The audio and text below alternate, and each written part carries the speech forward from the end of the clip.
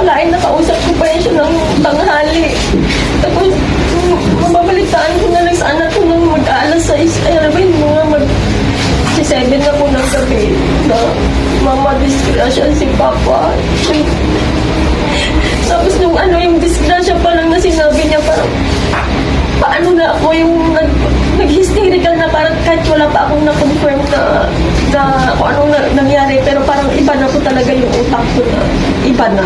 Parang yung pakiramdam na talagang may nangyari talagang hindi maganda na.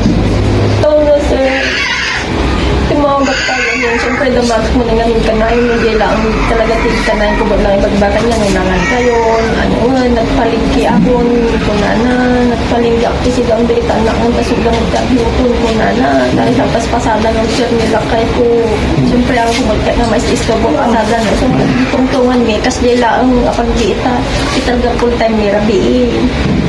Kasi lagap update na ang nabibigay pag meet niya update lang kay Aldaw kasi yan isang nag-text nakita pa yung nag-30 Aldaw nag-video call kami mayat mo mas lawan mo dalag ko kaya syempre normal lang awang butgot pakada na kami pakitaan niya kasi di mangyari di ba sir anak ni duwa nga lalaki na isang 17 years old 21 sir walang isuna na responsable na kita na may pasada binutuwag na ka siyempre daktal nga kawalan ko daktal siyempre sumang bantay na kita anak ko sir guidance na kita anak ko sumang kita siyempre kita ko kasing nagsuna sir nagadubag timang magmamahal kanya na nga suma timas tao kanya na nga naawag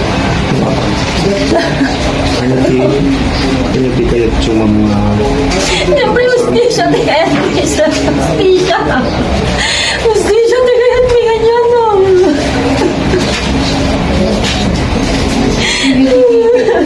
napo yung CCTV